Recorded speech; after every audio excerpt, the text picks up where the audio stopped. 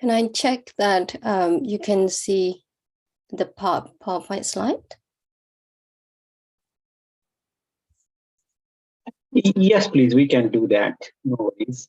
I have made you a co-host, so you can definitely share the PowerPoint. Okay, great. And we are ready whenever you are. We can get started. Yes. So yes, we can see that. Yes. You can see this, right? Yes. Just the PowerPoint slide. Yes, we can see it. Great. Perhaps in that case, I will start now. Okay. Let me just welcome all. Namo Buddhaya all. Welcome to the weekly Sunday morning Dhamma discourse series from Living Dhamma USA. And today we have Dr. Pyi Kyaw from Myanmar and UK. Her topic today is going to be Buddhism in Myanmar, an overview, and Buddhist education, monastic education. So that's the topic she's going to talk about. And today, Dr. Kyaw is joining us from UK. Right now, it's morning 2:30 a.m. for UK time. So we are so grateful for her to take this time and get up so early in the morning, midnight almost, that she's joining us from, and give us this Dhamma discourse today, Buddhism in Contemporary Myanmar, an overview, and Buddhist education, monastic education. So Dr. Pyi Kyaw is a senior lecturer in Theravada Studies at Shan State Buddhist University, Taunggyi, Myanmar. She is also a visiting senior research fellow at King's College London, UK. She studied BA in Economics and Management at Oxford University before completing her MA in Buddhist Studies at Shan State, SOAS University of London in 2010, and her PhD in Buddhist philosophy at King's College London in 2014. Her research bridges the fields of Buddhist studies and Myanmar studies, and primarily concerns living traditions of Burmese Theravada Buddhism in the context of modern and contemporary practices and expressions. She has published research articles on meditation, business ethics, monastic education, and Burmese traditional medical system. She has undertaken meditation practice within different meditation traditions in Myanmar since 2005. She also teaches Vipassana meditation in Budapest, Hungary. So very versatile, high-profile personality that we got in Dr. Pyi Kyaw today to join us on the topic Buddhism in Contemporary Myanmar, an overview and monastic education or Buddhist education. With that introduction, I wanted to welcome Dr. Kyaw. And Dr. Kyaw, you can start whenever you are ready now. And welcome to our Dhamma series, weekly Dhamma series. Thank you very much. Thank you very much for the introduction and also for the invitation. It is my pleasure to contribute to the series. So as I my title mentioned, we are going to be looking at an overview of Buddhism in contemporary Myanmar, and a little bit about monastic education or Buddhist education on the whole, because we will also be looking at some of the how lay people in Myanmar study some of the Buddhist texts. So that element is going to be in there. So let's just look at an overview of what I see as Buddhism in Myanmar and the kind of different elements coming together, and the kind of outcome that we see in modern contemporary Myanmar, in the sense of Abhidhamma studies. And as some of you may already know that in Myanmar, Abhidhamma study of Buddhist philosophy is very strong, and not just strong in the sense of very long tradition, but also Abhidhamma is being studied by lay people, as well as monastic members of the monastic community. So if you can see from the slide that on the left-hand side, what we have is a set of Buddhist beliefs.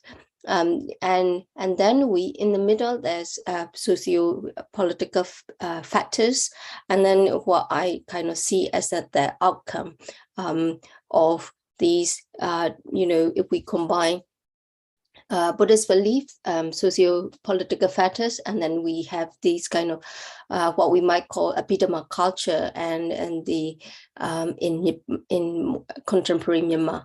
So let's just look at Buddhist beliefs in terms of what are the underlying belief system that drives this kind of Abhidhamma culture. So Abhidhamma is regarded as across Theravada Buddhism as the embodiment of the Buddha's omniscience, Sabhinyutta Jnana.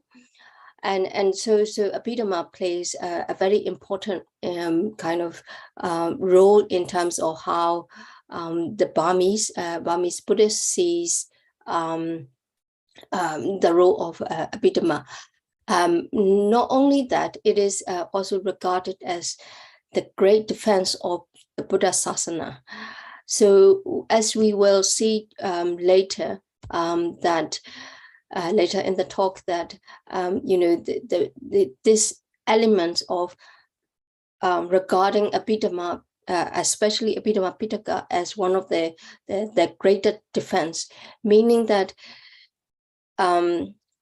in Buddhist tradition, across different, even in Theravada Buddhist tradition, as well as Eastern Buddhist traditions, there's a belief that the Buddha Sasana will decline and disappear at one point.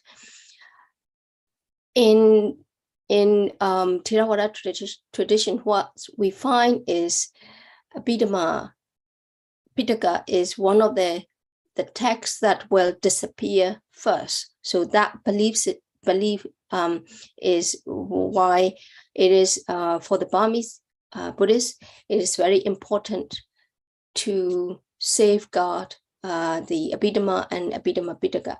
That's why it is regarded as one of the great defense of the Buddha Sasana. And when we combine that with meditation as a mind or mental culture, here, this is where we are talking about the rise of, if you like, Vipassana and Buddhist meditation movement in Myanmar, especially in the 19th, 20th century context. And meditation here is being kind of regarded as a mind or mental culture, in a sense of, okay, in the context of colonial period, where there were kind of different competing system of knowledge. So coming from Europeans or Western context, and in Myanmar, at least, meditation was and is regarded as a kind of look. We also have this kind of system where we value the kind of knowledge system that coming through from Buddhism.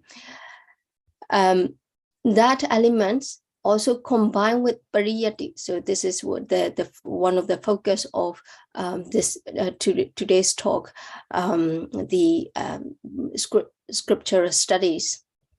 as regarded as the embankment holding the Patipatti and Pativeda. So Patipatti is the meditation practice or the practice.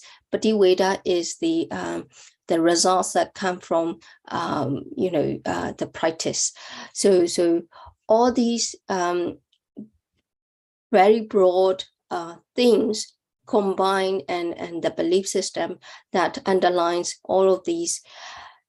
Plus, if we look at socio-political figures, factors, then we have in this second middle column, what we have is very strong literary traditions of Buddhist studies in Burmese history. So, for example, the study of the Pali language and also Pali texts, very earlier in the history. So even in Bagan period or sometime in we don't from based on inscriptions and things like that, we have Pali language dating much earlier. And also there's an increased study of Abhidhamma, at least from the late 16th century, early 17th century onwards.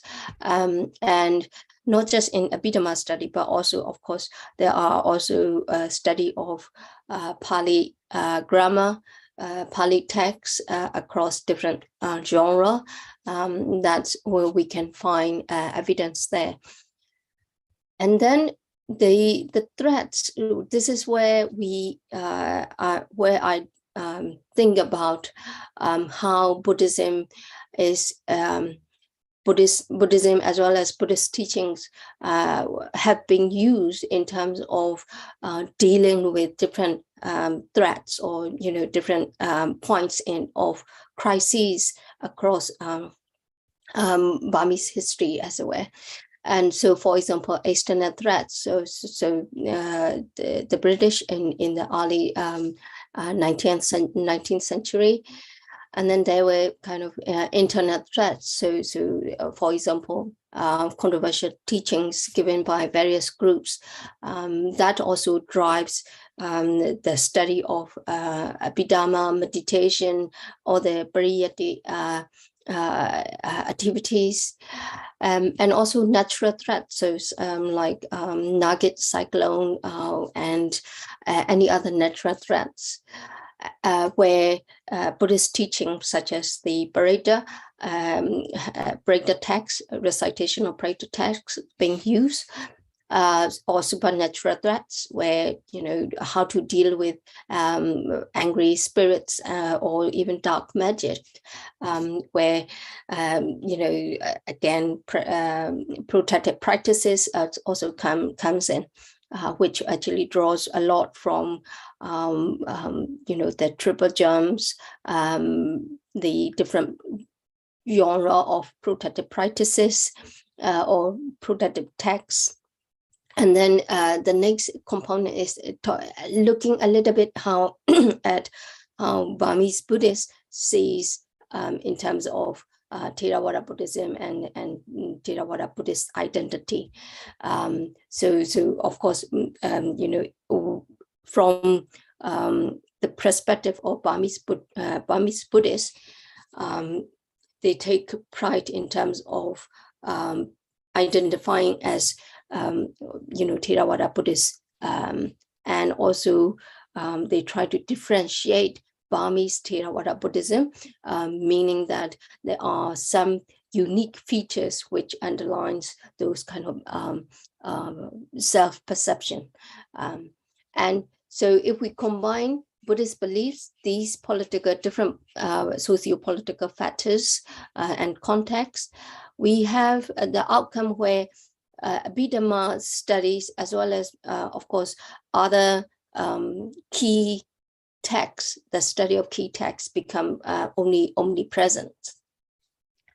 And within the context of Abhidhamma studies, there's a lot of, like I said, Abhidhamma Pitaka and various Abhidhamma texts being studied by monks and lay people, monks, nuns, and lay people.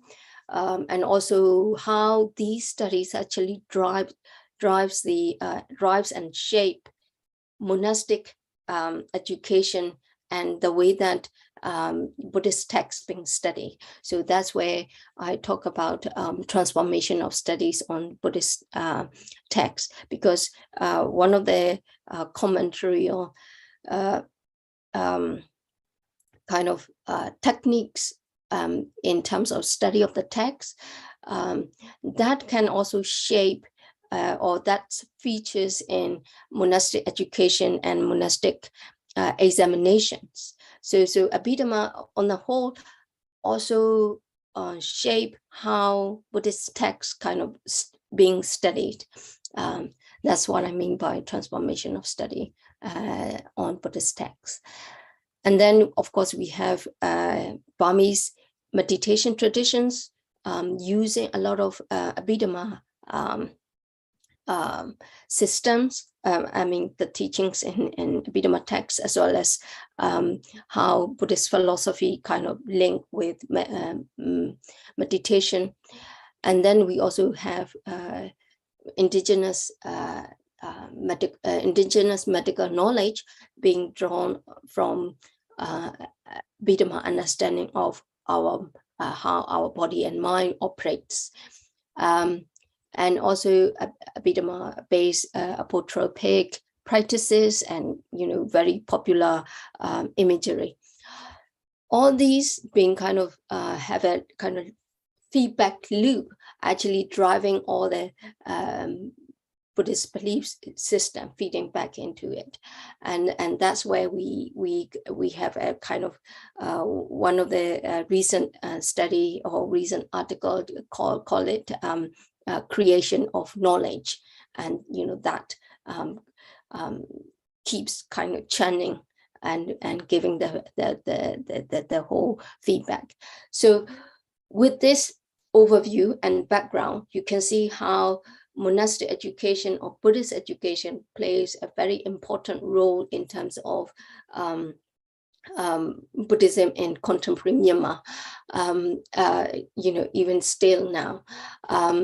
And of course, it has a long history, and that's where we are going to look at key developments in terms of, how different lay people, whether they are kings or local elites or different general public, they drive monastic educations and how these kind of impact or shape monastic education in Myanmar, in contemporary Myanmar. So let's just kind of think about key moments and in shaping monastic education in Myanmar. So at least from the 17th century, we can see King Dalon, where former monastic examinations being kind of started, at least at the court level or court-based region, and where monastic member of the sanghas, which are who were related or who were associated with the court, they have to sit certain set of exams, monastic exams, and that can we can trace back to as early as 1636. So with that kind of system, once that kind of system being started, it kind of set the precedence, where later kings try to kind of modify a little bit, but also to strengthen that. And that's where King Budapest in the 18th century, that's where we start to see a much more kind of more systematic way of doing the royal examinations. So where, especially for court sangha, and that's where we have Patama Sardovium. So this is excellent candidate for royal examinations. And then where we start to see the monastic syllabus, where a lot of certain texts being kind of included. Notice here that we start to see a little bit of kind of Abhidhamma text, but mostly kind of Vinaya examination as well. Vinaya is where, as you may know, it's about monastic discipline, rules and regulations, and so these the text or the Vinaya examinations become part of the monastic syllabus. And then we move on to the 19th century, mid-19th century, where we also find a much more developed and systematized way of doing these pariyatti examination, and it becomes a little bit more specialization or orientated. What Venerable Dhammasami, who some of you may know, his PhD looked at monastic education in Myanmar during those periods, and he called it specialization orientated examination, where specific texts, as well as you can see here Abhidhamma texts, even the 7 texts from the Abhidhamma Pitaka, as well as the Vinaya, kind of being introduced and into the curriculum, and also kind of different levels kind of coming through in terms of monastic education. So that's the kind of how different Burmese kings try to implement exams, monastic exams. Of course, this is happening at the court level and court-based, royal court-based regions. And these exams, sometimes they were not uniformly imposed or held during these periods. We have to be careful in terms of how whether they were held annually or that kind of how regular it was. But one important thing is that the court-based Sangha has specific roles. So we know that there were editors of royal copies of Pitaka texts, and they had certain specific roles in terms of how to check, as it were, the manuscripts that were being copied, and also examiners. So those members of the Sangha who might have or supervised the whole monastic examination that happened at the court level. Of course, that we are here thinking about how different ways of studying the Buddhist texts happened at the court region. I think there are also in other parts of Burma at that time, there were also kind of activities in terms of textual study, as well as copying the text, and that kind of activity, those kind of activities also took place. So we have to think about what happened at the court level and then in other different regions. I will come back to that point. But if we think about, how do they preserve Buddhist texts? Of course, one way it has always been kind of writing down on the palm leaf manuscripts, barabite and so forth, traditional paper. And in the 19th century under King Mindon, We also find Buddhist texts being written on marble slabs. This is in Mandalay and at Kudoro. So this is where the inscriptions of Pali texts as well as commentary texts we find. We still have those inscriptions dating back to the 19th century in Mandalay.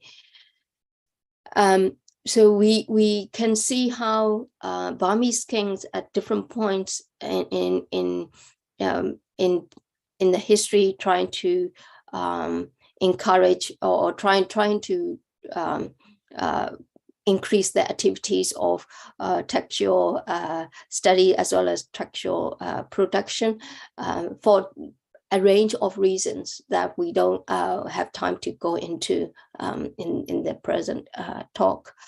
But what we also find is how Burmese Sangha and kind of drive the pariyati activities, so the scriptural studies. So we, like I said, in the at least from the 17th century, we have evidence where monks study both in the royal cities as well as in secondary cities and villages. So these kind of communities of sanghas, they have a very high degree of mobility in terms of moving around different cities as well as villages. In order to do the textual study of various texts, we know that they start from kind of a more Vinaya base, and then they move on to a very kind of advanced kind of level of studies in the sense of Abhidhamma studies or really advanced Pali grammar and so forth. Within also that, what we also find is production of Burmese or Pali Burmese Nasya. These texts, they are in a way kind of a translation of Pali text in Burmese. When I say a translation, it's not a translation in the sense of modern time, but it's trying to explain Pali phrases and Pali text in Burmese. Of course, how much kind of Burmese language can or this genre is there are three types at least, and you can find Pali Burmese Nasya, which are very elaborate, very kind of expanded definition of Pali text, or sometime with the Abhidhamma text. What we find is, if we look at Pali Burmese Nasyas on the Abhidhamma text, we find very abridged version of these translation, if you like. So it's a very complicated genre to go into, but what it shows is that there's a high degree of these kind of production of these texts or reproduction of these texts. The next figure that I want to highlight here is the first Mountain Sayadaw, and he Unyana Biwamsa. He was kind of the leader appointed by Tudama Council. Tudama Council is a group of member of the Sangha appoint at King Bodopia court, and they oversaw various activities and textual activities and various reforms that came in. So they introduced various Dudamawi reform. emphasizing on memorization of text as well as recitation. So a lot of oral activities, but also here I think it's good to say that memorization and recitation is part of the oral tradition of passing down, as well as how the text being kind of examined on in those period. And then the first Shuichen Sayadaw, again, very famous Sayadaw that came into kind of under King's Mindong reign, where he also again give emphasis on the study of the Buddhist texts and Pariyatti. So Mount Town as well as Shuichen Sayadaw, they became the at that time the head of two Burmese Sangha Nikaya, so monastic sect. And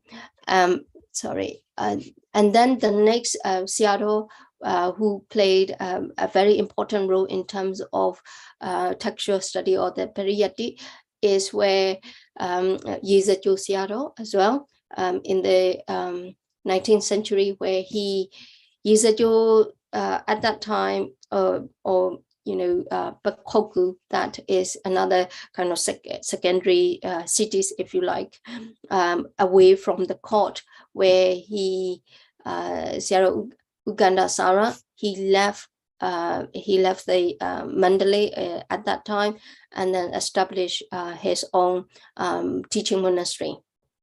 And this Bakoku method of textual study is very, very popular. Where in a sense that they try to maintain, what we found in the 17th century way of studying the Buddhist text, which is they haven't got any particular set of texts for the curriculum in the curriculum. So the whole aim is to not to do the exams, as it were, but to study Buddhist texts cutting across different layers, meaning that, okay, you start with the canonical text, the Pali Canon, move on to the commentary layer, and then move on to the sub-commentary. So the canonical, and then Atthakatha, and then Tika. So that kind of studying the root text through commentary or lens, as it were, or along the commentary lens. And that's where Bakoku method of textual study became kind of quite popular in comparison to what we might find in other places, where they started to emphasize a little bit more on exams, monastic formal exams. So that is a background. So you might be wondering why Pariyatti at that time in those kind of different centuries. Of course, Pariyatti plays a very important role for Burmese kings and Raya court, in a sense that Burmese kings, they model themselves to some extent like Ashoka, so the great defender of the sasana, and that's where they put quite a lot of effort in terms of preservation of the sasana, and all those activities also create merit, punya, and Pariyatti plays quite a very important role in that. And for them, it's kind of copying and reproduction of the Pitaka. And so they put quite a lot of effort into that.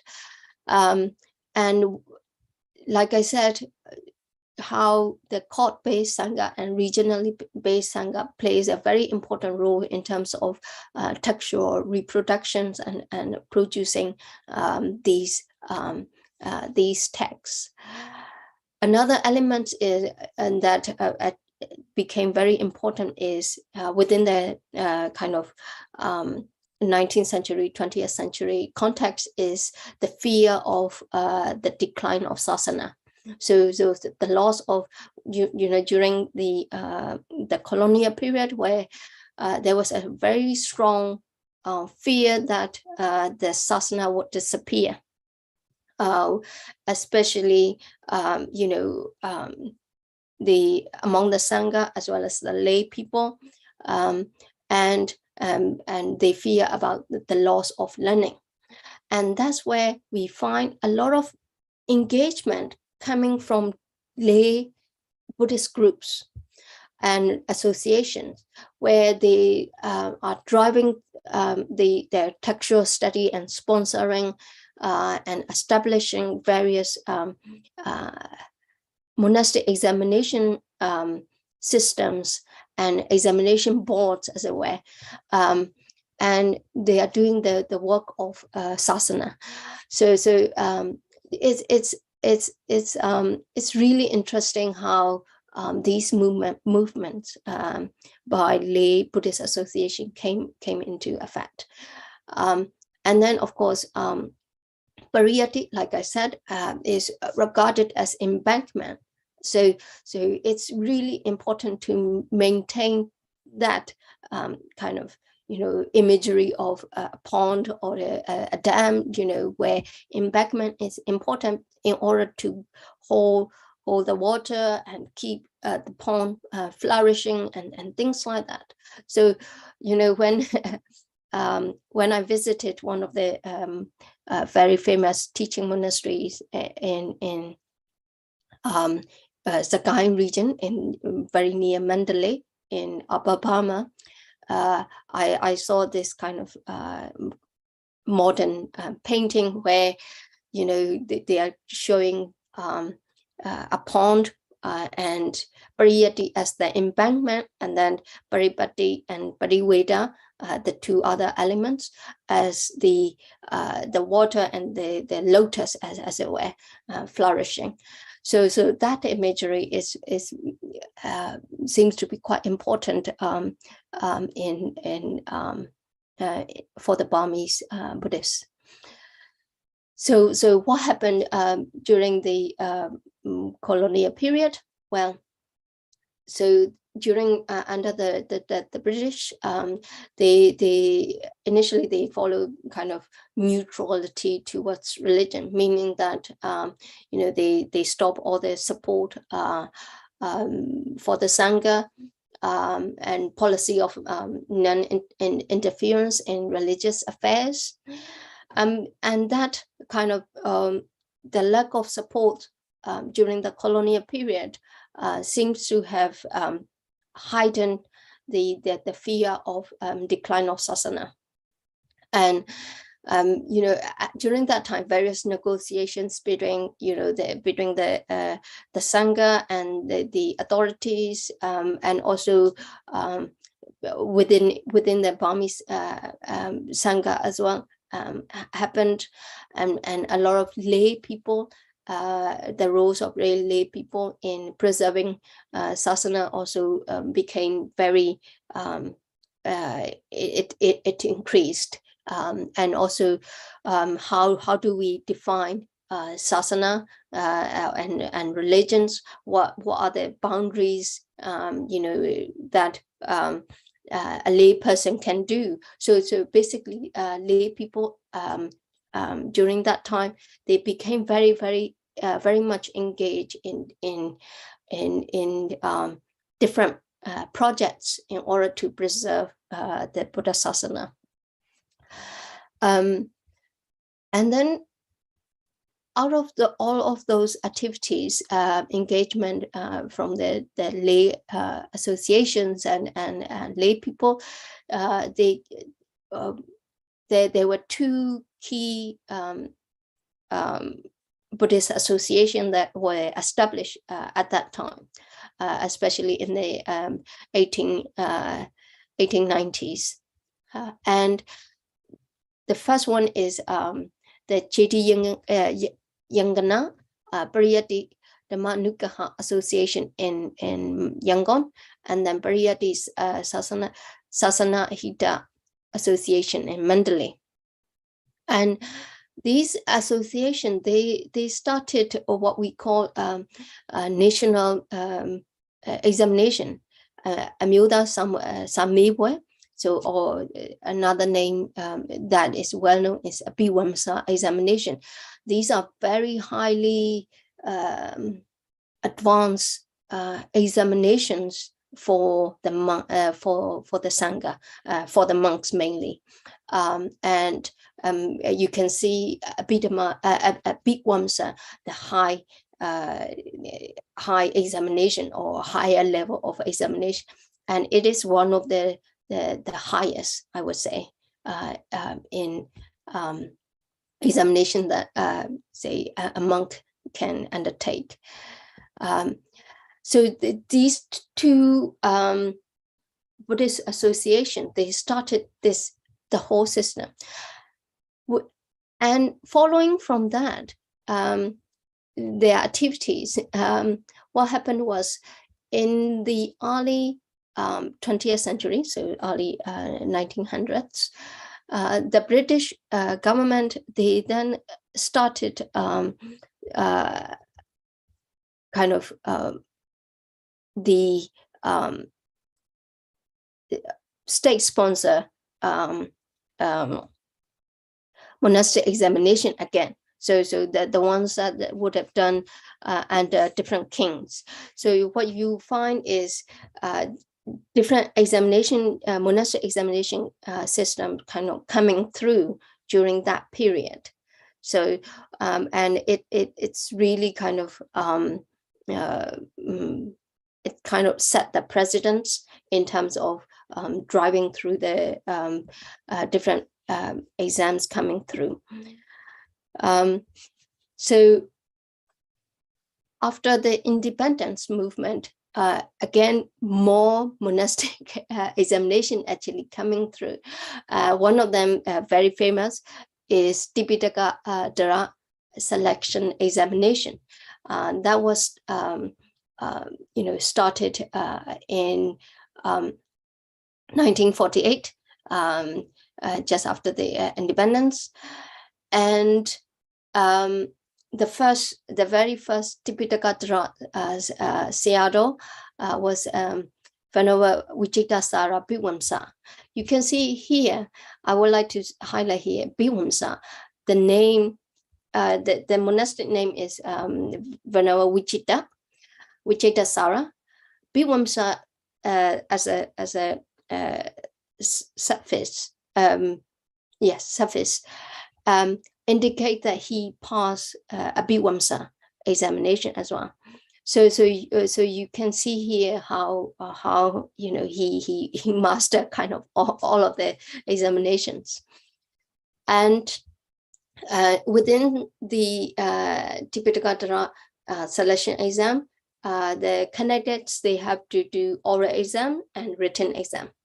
Oral exam, they focus on the, although it's called Tipitaka Dara, the syllabus only include 20 volumes of the Pali Canon, and the written exam actually focuses on the canonical and the commentary. So it's a very highly they also have to kind of know the text, not just by heart, but also being able to reproduce on paper in writing. Very rigorous training in a way. And then there's another set of exams, Saminara or Tamanejo examinations. This is again established in after the independence, and in 1950s, again sponsored by lay association. In particular, it was started at the request of the Pariyati Sasanahita Association in Mandalay.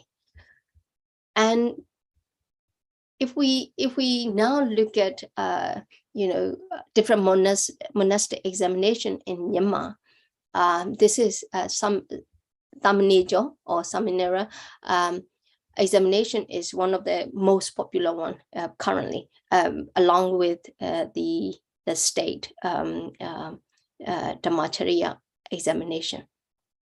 And there is within that system, there is an age limit for novices and also for nuns as well. And they study canonical texts with the commentaries together. So along the, and this is as I mentioned before, this is Pakoku method of study. So they follow that.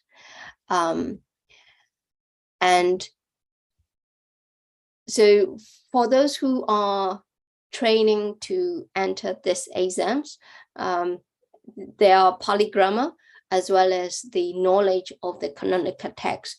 It's really good because they have to do that training. And so it's they are well known for its direct engagement with the text. In say Dhamacharya examination that sponsored or done under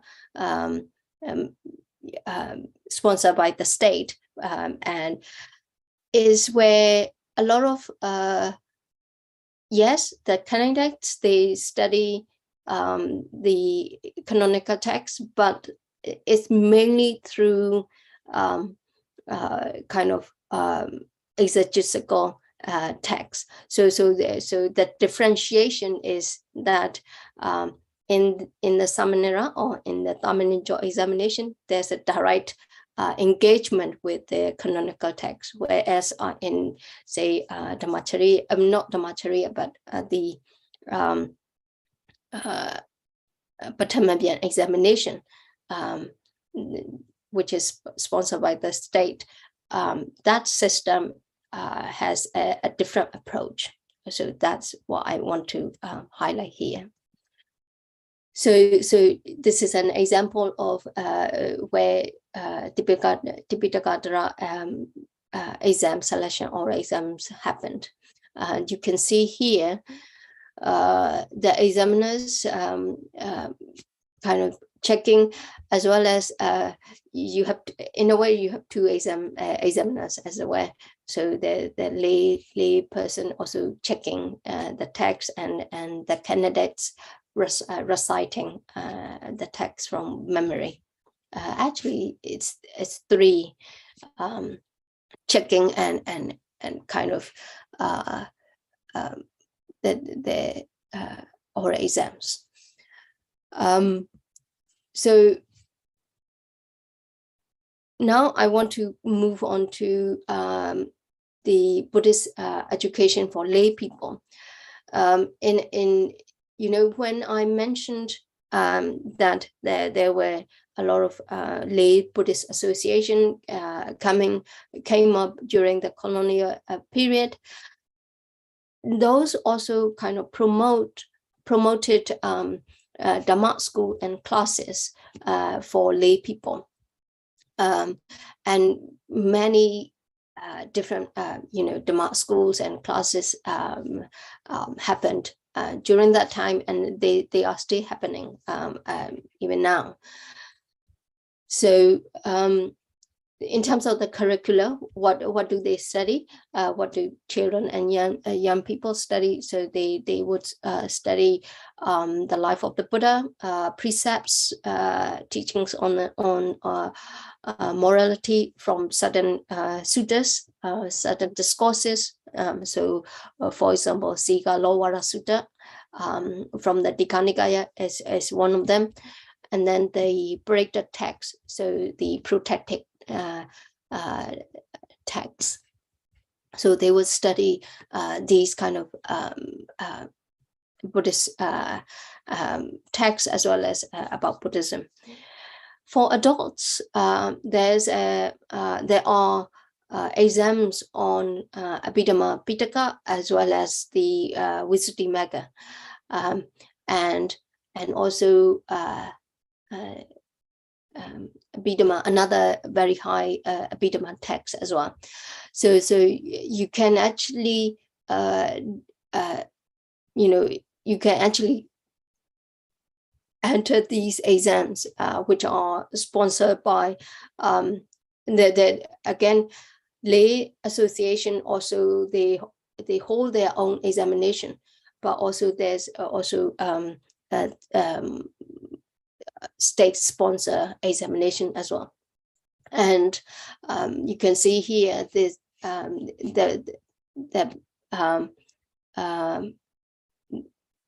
the image shows how these lay people can be awarded once they pass and excel at certain examinations. So let's just then,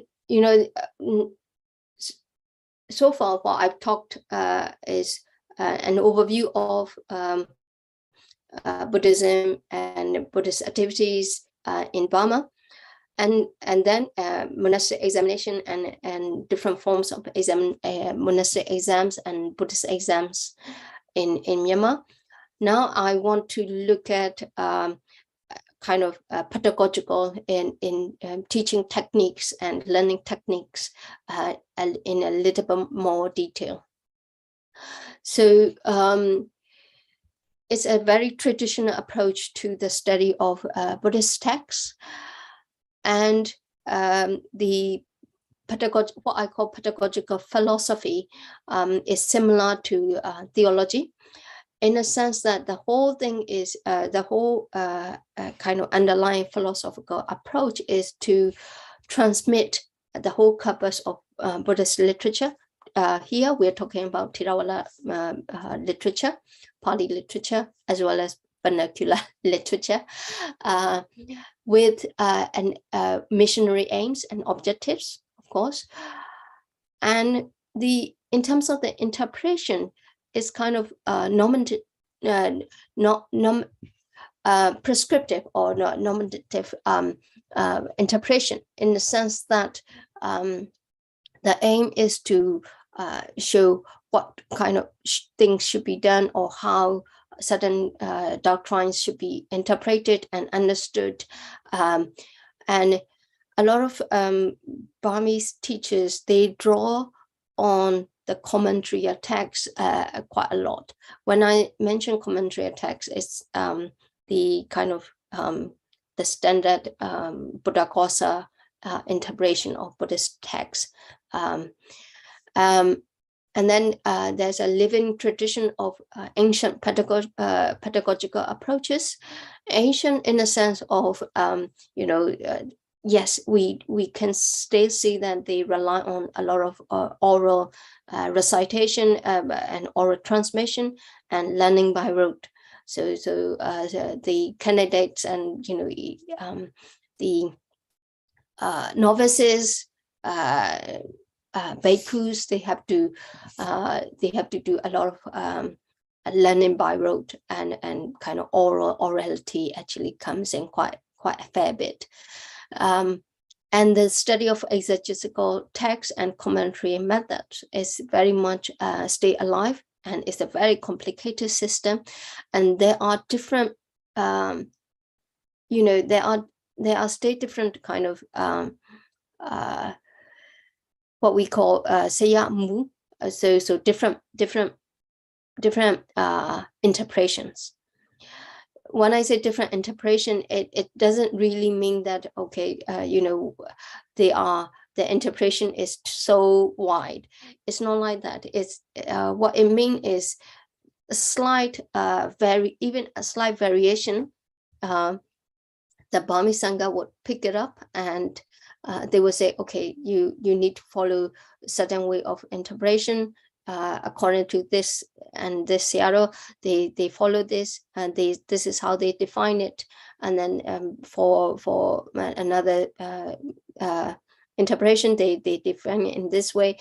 So it means that what it means is in Myanmar we have a saying or that they follow iti me yue. So iti me yue is where a precise way of interpreting the text actually comes in, and also the teacher's interpretation is very important, and that's where they focus quite a lot on that. And what we find is these some of these are 19th century texts being reprinted or being printed and still used in monastic education system. Currently, I'm working on a short article on that. Different interpretation. So how does this kind of teaching and techniques reflect the philosophy? Like I said, the philosophy is on the whole is to preserve the Tipitaka text as well as the commentary text in order to safeguard the sasana. But the pedagogical techniques that use is learning by rote, orality, as well as written exams, and commentary methods also comes in. But also there's a practical benefit of such techniques. And this is a very well-known scholar monk. When I interview him, this is what he said. In the old days, texts existed only in manuscripts. Therefore, when we have conversations with other monks or give a speech in front of an audience, we have to give proof. For example, we can find such and such in the Pali, here meaning the canonical text, and in Atakta, so in the commentary. This is how we give proof. Not only that, we can find in the canon the phrase "agata gamo," handed scripture down by memory or through word of mouth. This means that we know the text by heart very well, and we can use the memorized text when we are challenged to prove our statements. So this is also a very practical way of how these textual studies and memorization can be used in a certain situations that a monk may encounter. Venerable Upandita Biwamsa, again here, he's got Biwamsa as the suffix. He passed the Biwamsa examination, and he knows a lot about the commentary and sub-commentary text as well. So from memory, it's amazing how when I asked him about the Patana, which is the main text that I study for PhD, as well as I'm doing a translation of that into English. And whenever there's a reference, he would come up with canonical references or even the commentary references. It's amazing how such monks can actually remember and retain all of those information in their memory. Another one is, so how are they assessed? So when we talk about exams, what do they do? Of course, standardization and centralization became the main kind of way of approaching monastic education in contemporary Myanmar. When we look at the exam questions and also the answer that they have to give, it's much more standardized, very descriptive. In a way, it's kind of very deductive reasoning. So from a general set of rules or knowledge, they have to find specific things. Even for analytical subjects like Abhidhamma, only certain types of reasoning is asked or encouraged to answer. In a way, it's if we think about this system that we have in Myanmar, and say Tibetan study of Buddhist philosophy, in Tibetan framework, it's more very flexible. Buddhist philosophy is being kind of discussed and debated quite openly in a way. They might use specific examples and things like that. So they might make certain statements. But here in the Burmese system, it's much more contained, if you like. And that's where a kind of a difference. In Burmese system, they also study the Buddhist philosophy, but within certain framework. That's what I'm trying to say here. Important of literal understanding and interpretation, of course, is the teacher's approach or the teacher's interpretation, like I said, is very, very important. Certain methods and certain approaches are only accepted.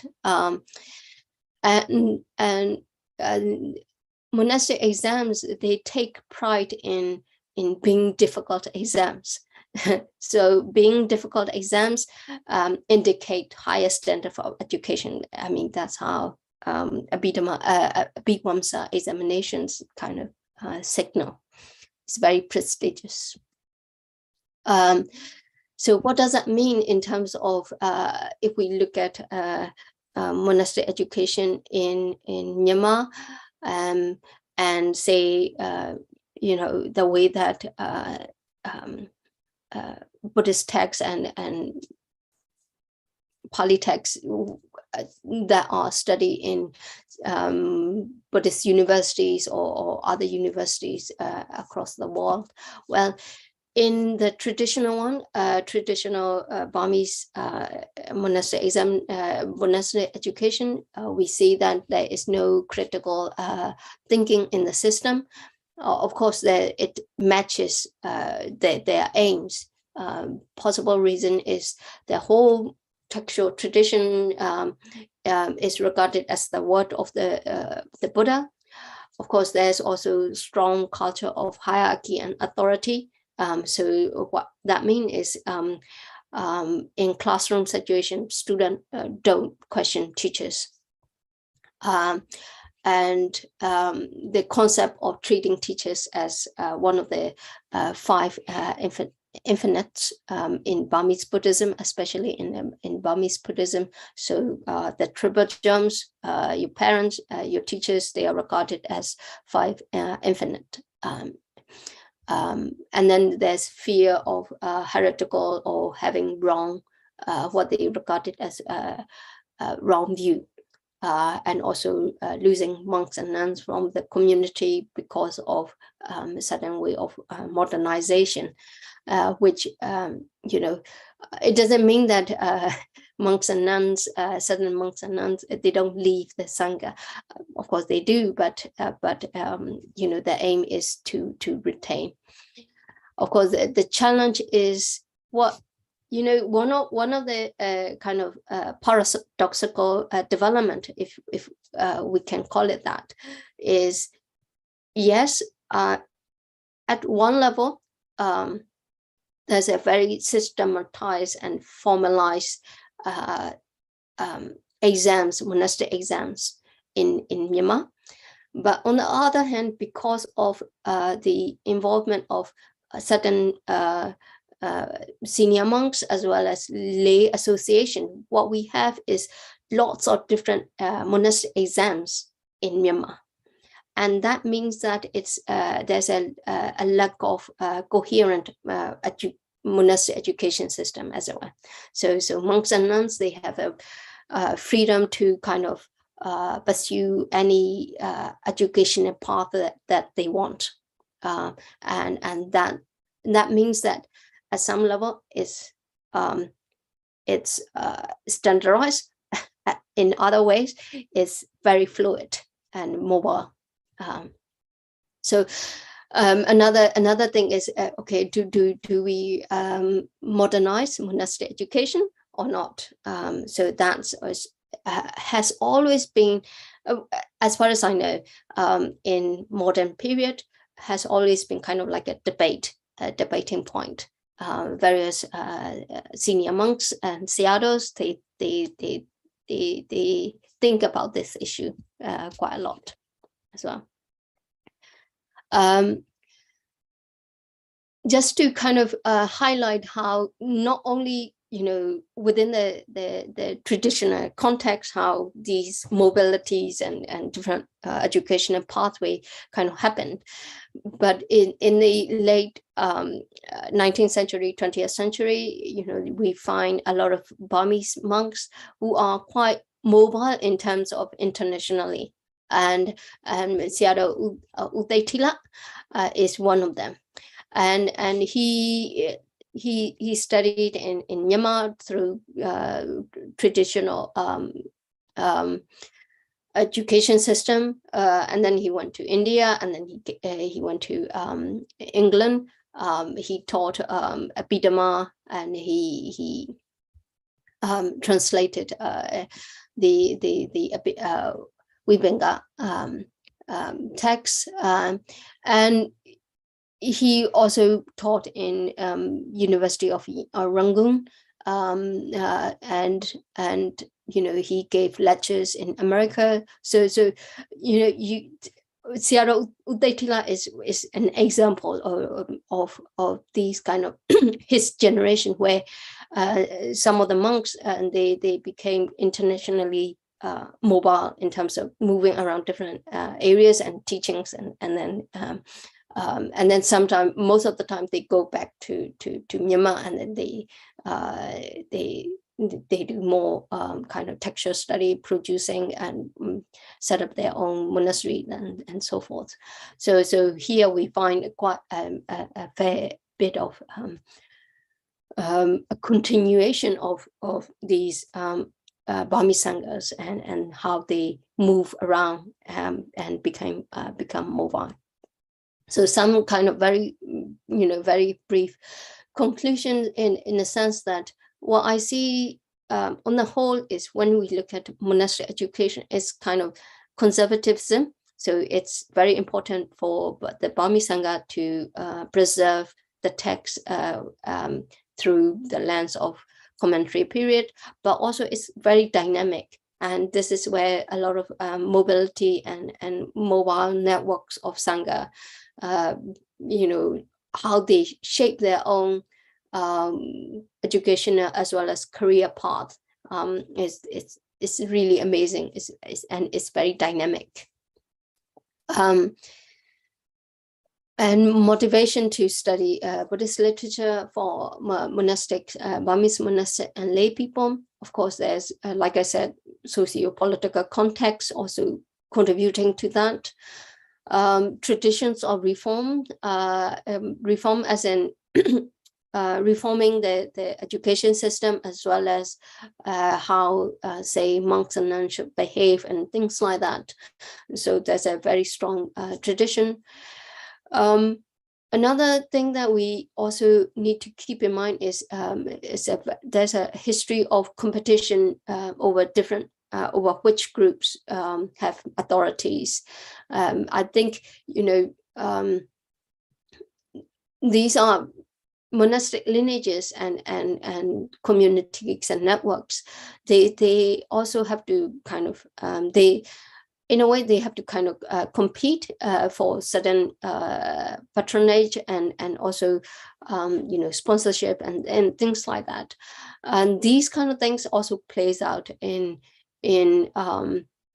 how which groups become much more popular or more have the authority, and so forth.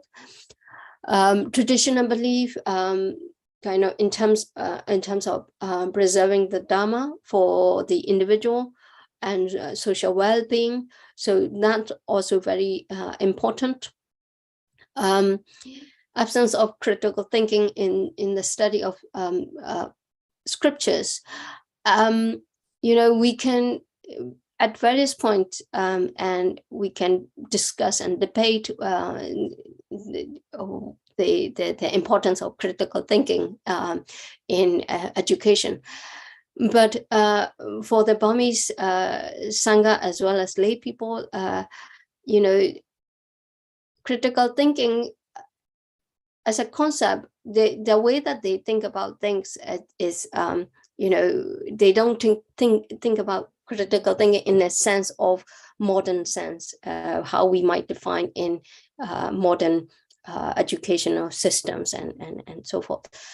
But it fits for the purpose of maintaining and strengthening the tradition. So they are way of the traditional education system in traditional monastic education system in Myanmar actually fits the purpose of maintaining and strengthening the tradition. But at the same time, it also allows for, if you like, critical thinking on the basis of very strong authority during periods of issues of uncertainty. This is where we can see a lot of where Burmese senior monks and Sayadaw, they draw on their own knowledge in order to respond to certain threats, what they see as threats. So it's a very tricky situation, but I think on the whole, the system works quite well for the purposes that the whole system is designed to do so far. We can see it's a lot of dynamic responses. So all the processes and the forces that drive through monastic education system in Myanmar, they are very dynamic, they are very fluid, and they are also evolving. So we just have to wait and see how it will continue in the 21st century. Thank you very much. This is what I wanted to say for this talk. Thank you. Lastly, there's a selected readings, or for those who are interested in exploring this topic further, some really interesting and research on this. Thank you. Thank you very much. Sadhu, Dr. Pyi Kyaw, for your time. Lectures like these today that kind of reminded us that the whole Buddhist world is, or should be, and is so grateful to Burma and Myanmar for preserving the teachings and preserving the traditions and keeping the Vipassana alive and flourishing in their in their hearts and in their ways of living life. Not only that, they had the 5th and 6th council, Buddhist councils done in Myanmar. They have such a rich tradition that the whole Buddhist world looks up to Myanmar to study their Buddhism and the traditional practices and everything else. So we are so grateful. I just wanted all the participants to remind that today Dr. Pyi Kyaw took a time to join us from London, and when the lecture started, it was 2:30 a.m. in the morning for her, and still she is there with us. Dr. Kyaw, will you allow me to open up the session for question and answer? Yes. I can see in the chat there's one question already. Is right. Yes. So shall I go there and yes, please. Yeah. Please do it. So why the emphasis on Abhidhamma instead of Sutta Vinaya going back to a few hundred years ago? That's a very, very interesting question, and a very difficult question to answer. To be honest, we really don't know. But like I said, the Abhidhamma, if we look at the commentary on text on it, what we find is this kind of beliefs that Abhidhamma is encapsulating the Buddha's wisdom, omniscience, and that is regarded as one of the highest. And that seems to have played a role in terms of promoting Abhidhamma studies. And what we find is we find evidence in terms of a lot of, I mentioned Pali Burmese Nesaya, so this kind of translation or translation text. We find a lot of Pali Burmese Nesaya on Abhidhamma, Abhidhamma text. You know, the Patana, the first, you know, different texts within Abhidhamma Pitaka, and that also plays a very important role. Another one is Abhidhamma Tat Sangaha. This is the text, a very a summary of all the Abhidhamma teachings done in written in Ceylon in the 11th and 12th century. That text is very popular, and I was reading the article by Kiri Chingo, and he found you know, trace where one of the monks actually studied Abhidhamma Tat Sangaha and so forth, as well as the Patana, quite earlier on the history, so 18th century, you know, around that time. And so there has been a tradition of emphasis on Abhidhamma. I have no idea why it is that. Currently, you know, my research, I cannot find why it is they give emphasis on that. I mean, in the context of the colonial period, it makes sense, because the Abhidhamma is seen as one of the texts will disappear when the Sasana disappear, especially the Patana, the final text. And that's why we find a lot of recitation of the Patana, you know, on the whole 5 volumes of the Patana.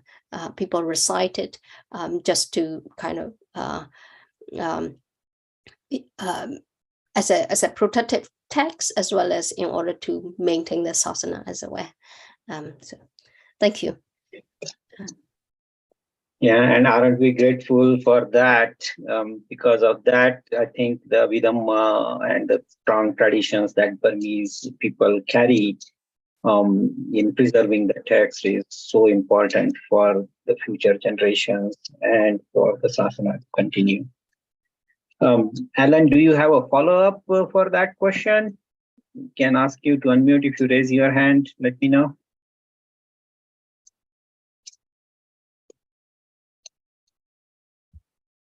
Okay. Anybody else has any questions, please go ahead and ask it. Even if you ask it in Hindi, I will try to do my best to translate it in English for both ways. I'll ask it to translate in question and as well as when the answer is coming our way. So please feel free to get your curiosity answered. This has been a very insightful lecture for learning the traditions in Myanmar and understanding the importance that the Burmese tradition puts on preserving the Dhamma and the Sasana.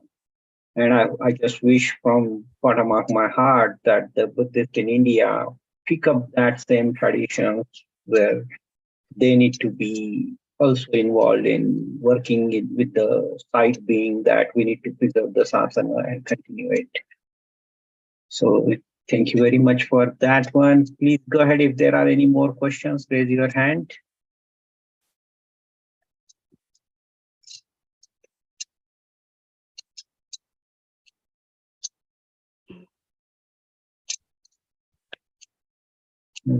Well, yes, they definitely are pretty experts on Abhidhamma text.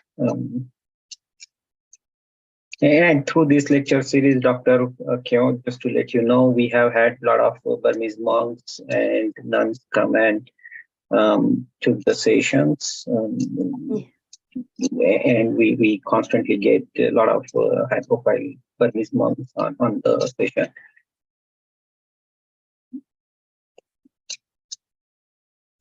Okay, any other questions we have on the call?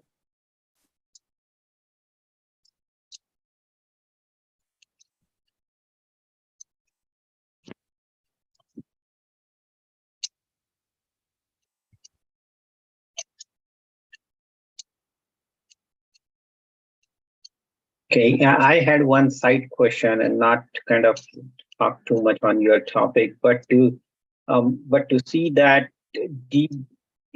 are there any comparative studies between how the traditions in Myanmar or Burmese traditions work as against how the traditions in Sri Lanka or Ceylon has been there, and which ones have helped to preserve the Sasana in a better way, or any studies as to what those ideas differ or which were useful or something like that? Are there any articles, any studies being done on that regard? Or maybe high traditions as well? In terms of comparing monastic education in Myanmar and in other countries, Thailand. like Thailand or Ceylon. Thailand. Whenever the Masami's work, not the work that you can see here, but his PhD thesis and also his published book. In it, he looks at Burmese monastic education system and the one in Thailand. And I in terms of which systems, the second part of your question, which is in terms of which system it seems to be promoted, I think all of them, they are doing their own kind of purposes in terms of maintaining the Sasana and textual tradition. So, the system that we have in Thailand, Thailand monastic education system, it also has its positive and advantages, and for the monks who pass through the whole system, Pali 9 system, the highest, it's very well learned, and they study the text very well and also very in depth as well. So it's also another kind of rigorous system there. And in relation to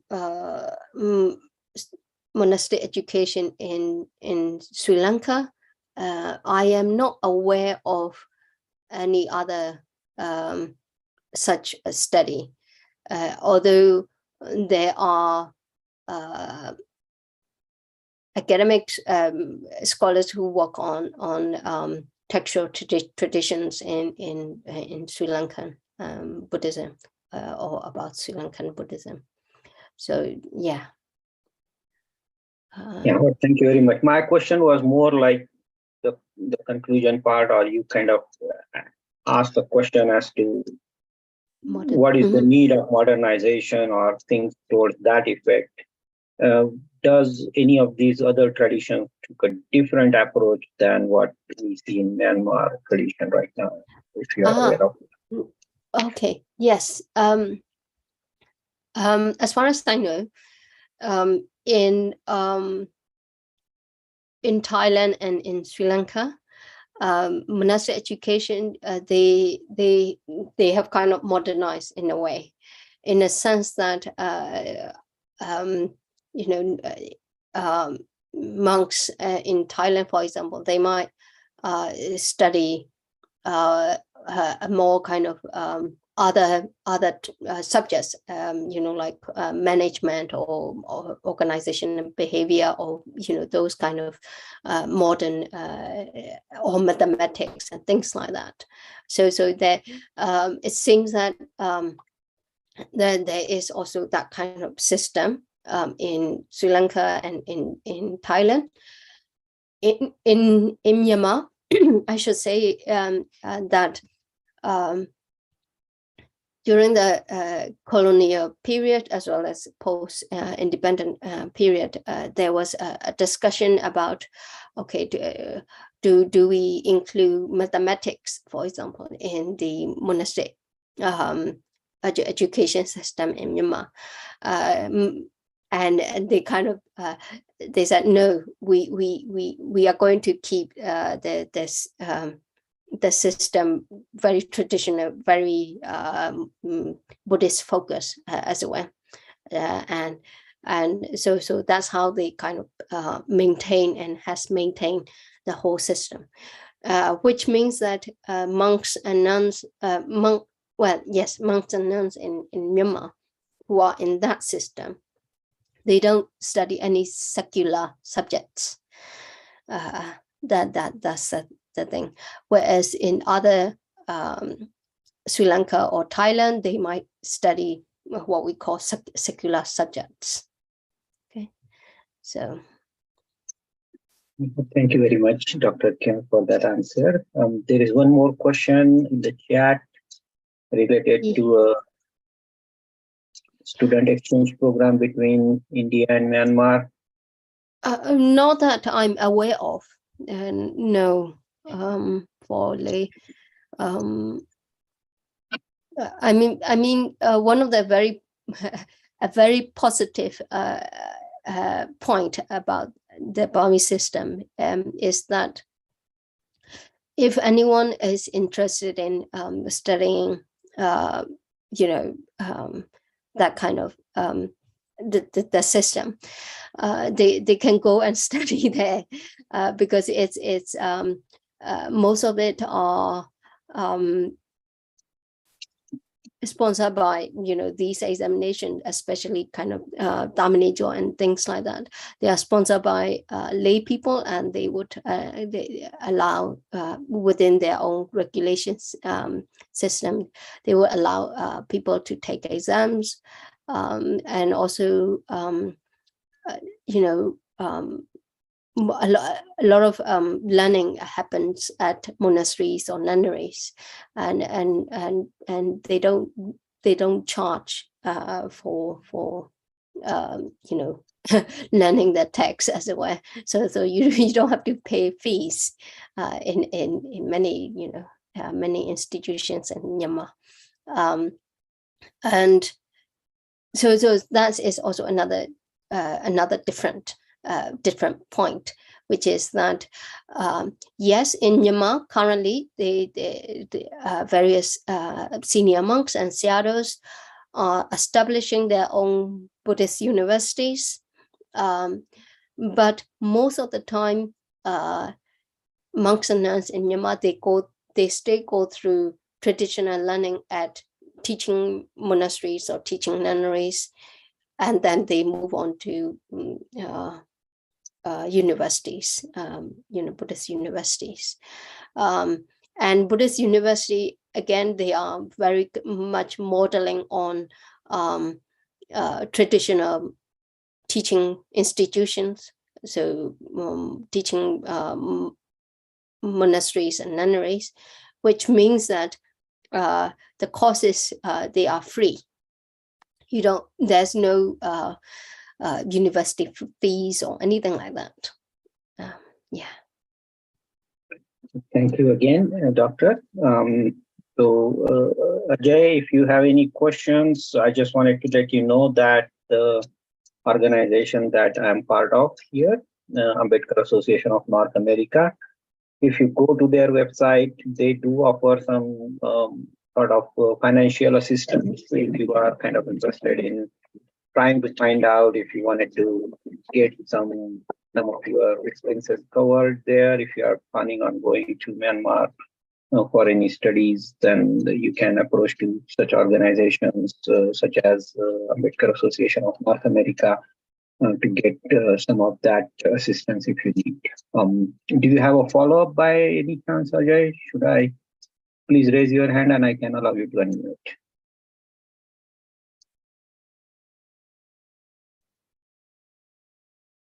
Okay, go ahead, Ajay. Yeah, thank you, sir. Yeah, I have done my MA in Pali from Mumbai University, and I'm very interested in learning Abhidhamma. So, as you said about the ANA, I would definitely like to go on your site, and I would see what all opportunities are there, and especially the financial assistance. And apart from that, Dr. Kyaw, do we have also the crash courses in Myanmar? Because I can stay there for 6 months or so and can undergo some Abhidhamma course, 6 certification course or something like that. Thank you.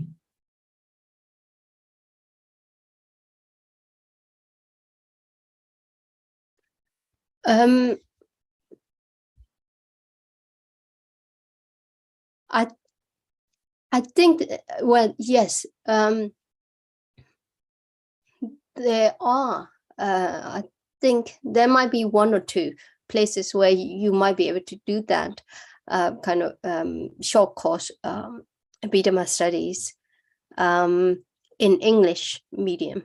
I'm not quite sure whether currently they're offering that or not. To find out how to find out there is International Institute of Abhidhamma Studies, I think, IIA. And they taught Abhidhamma in English. That's, I think, at some point. I'm not sure whether they stay doing that. Another way is, say, if you Theravada ITBMU in another possibility, I think, is where you you search Buddhist universities in Myanmar, and some of them they do offer traditional Abhidhamma courses. So you could actually have a look at the website or Facebook page and see whether there are Abhidhamma courses like that. That are offered in English. That's what I mean. Yes. Thank you very much. There is one more question. This is related to the language.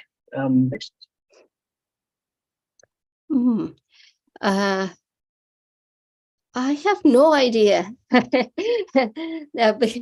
heard that the joy of learning in Myanmar or Burmese is absolutely different than learning in any other language. Is that true? I have no idea. Maybe it is. the in terms of if we are thinking about learning in Burmese, learning Buddhist texts in Burmese, for example, then we in Burma we have a lot of or in the Burmese language we have a lot of loan words from Pali, so it's almost like a hybrid Pali Burmese kind of language, but yes, language, and so you what you find is a lot of Pali words being Burmanized or interpreted in Burmese kind of way. I mean, this is not unique for Burma. We find that in Thai language as well, or Thailand. So yeah, I don't know how to answer your question, that one, but it is interesting how a lot of Pali words appear in the Burmese language as well. The language itself is influenced by Pali a lot, just like we've seen Sinhala is being spoken very well in Pali words and like that. Yeah, and in Thailand as well, in Thai. In Thai too. Yeah.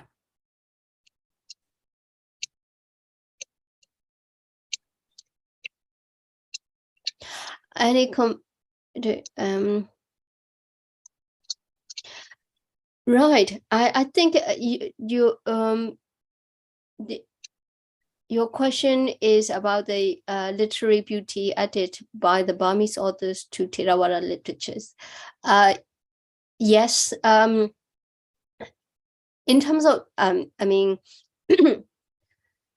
Burmese authors, like, the genre that I mentioned, Pali, Burmese Nisaya, that genre, that one is interesting. I mentioned three types. There are three types. The first one, which is where the Pali texts and phrases being explained in a very, very beautiful, expanded way of translation. It's almost like going beyond the semantic meaning, and then they add Burmese ways of elaborations and explanation. And if you like, we might call that a literary beauty added by Burmese authors. So we do have that. And then the next of this Nisaya is the next type is where we find kind of like literal translation. So word by word, very limited elaborations. And then the final type is for the Abhidhamma, where actually we lose semantic meaning in that type. So if we look at Abhidhamma, Pali Burmese Nisaya on Abhidhamma text, most of the time we don't actually find the semantic meaning. We find the explanation in terms of Abhidhamma framework. So yeah, it's good to know about those different types. Okay. I do not see any more questions. Let me go check if there are any questions on the YouTube live. I do not see any questions there either. If there are no more questions on the call here from the participants, then we would like to take the session toward concluding today. I wanted to definitely thank from the bottom of my heart and much gratitude to you, Doctor, for taking the time and taking up this very important topic, very insightful presentation that you shared, and it definitely give us a very idea about how Burmese traditions have worked and saved towards expanding the Vipassana and keeping it alive. So we are truly grateful for that, and much more grateful that you even take a time to do that. So at 2:30 a.m. your time. So truly grateful to you, Doctor. Much merits to you doing that. And we hope to see you again sometime on these sessions with another topic, maybe. And it was truly a pleasure to have you over on this Dhamma series. So with that, with that, we would like to conclude for today's session. In the month of May, I just wanted to announce here that we would have Bhante from Myanmar taking a 4-week session. So that would be something that we wanted to remind people that Bhante Chandamukha, who is a HOD of Siddhanta Studies at International Theravada Buddhist Missionary University, Yangon. So he is taking a series of 4-week sessions on 10 perfections of Bodhisattva. That is the paramis of Bodhisattva. And this would start in the month of May. So whole month of May would be the lecture series by Venerable Bhante Chandamukha. So I just wanted people to kind of be aware of that, and looking forward to seeing all the people there. So yeah, well, okay. We'll take your suggestion there, Mr. Shinde, that you put on chat. But we are working on getting a lot of different people from different topics to come and enlighten us on this Dhamma series. I definitely wanted to thank Dr. Kyaw again. So grateful to you. Much merit to you, Doctor, for taking the time and giving us the very insightful lecture today.